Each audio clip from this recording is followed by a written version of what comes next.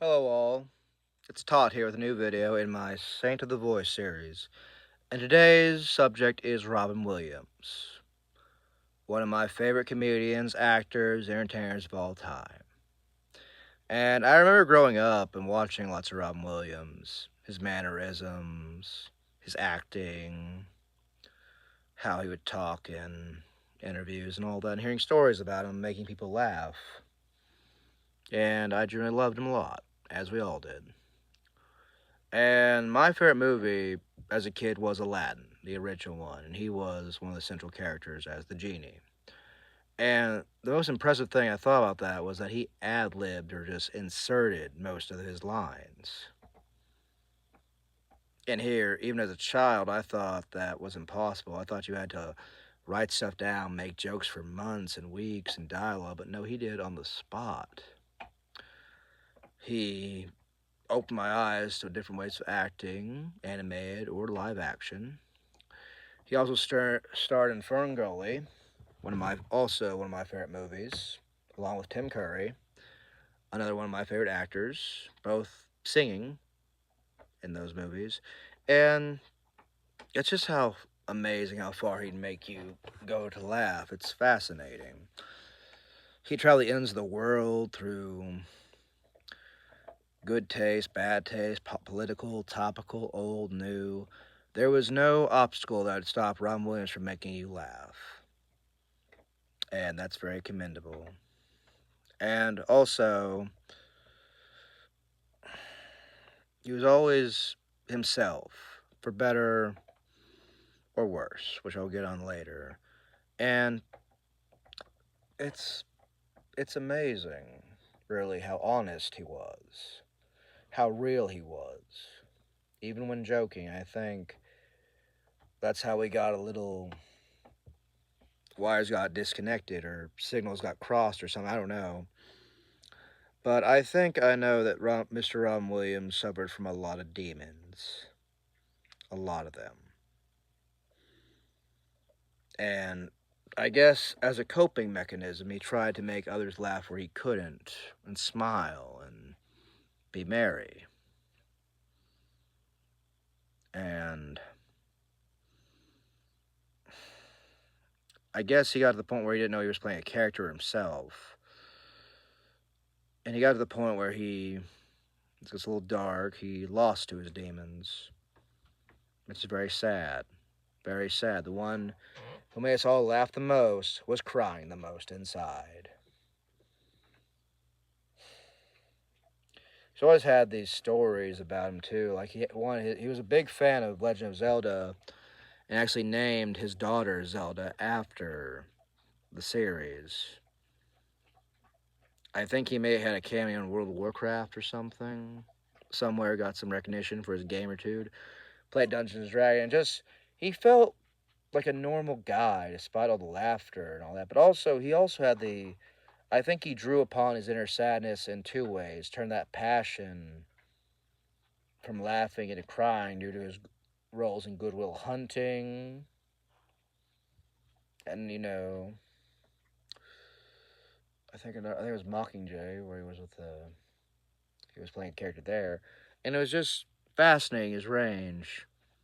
How you go from truly tragedy to comedy to two different parallels of the acting spectrum, and he could do them both well, very well.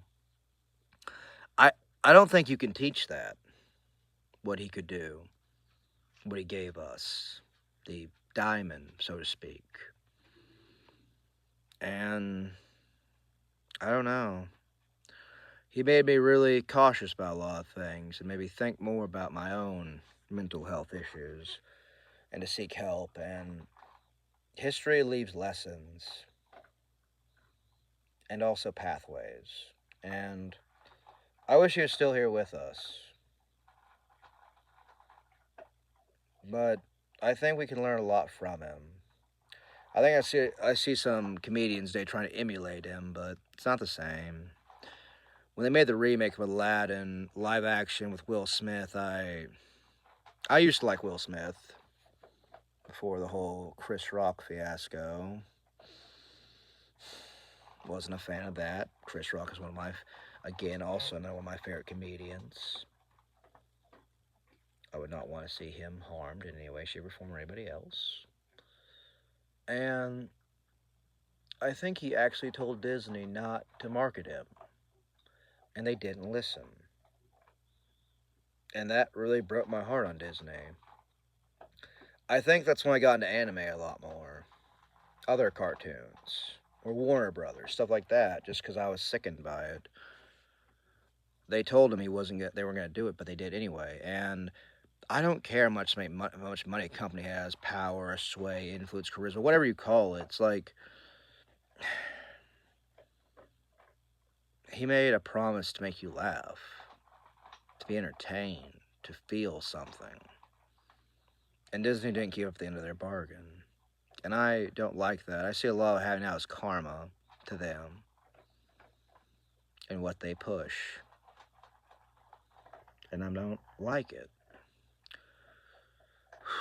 I mean, I think Ron Williams taught us it's important to laugh and cry.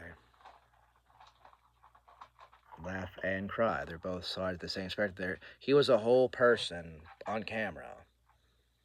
The mastery of doing both drama, comedy, and just do it both seamlessly seems to be such a fascinating contradiction, a dichotomy of the clown that laughs the most also crying the most in silence. And I'm sorry this one's a little somber, but it just makes me think, about all the issues today with mental health and stuff and people suffering in silence, which that was the main part of my series, was not to have people suffer in silence, you know, not to feel bad, not to hate themselves, because I know a lot of people blame themselves, but they shouldn't hate themselves, in my opinion. Most shouldn't. And I think maybe on some level Robin Williams did both. Now, I can't ascribe intent or anything. I don't know. I never knew the man. I'm not going to make assumptions, but I'm giving my ideas, my hypotheses of him. And I think the world got a little more silent that day. Got a little less fun. A little less laughs. I think it just balances stuff out, but I miss him. He reminded me a lot of myself growing up. And he basically warned me with his actions. Take serious thought into stuff and to think about things. And yeah, this one's been a little somber, but I want everybody to know that I really loved Ron Williams. I miss him.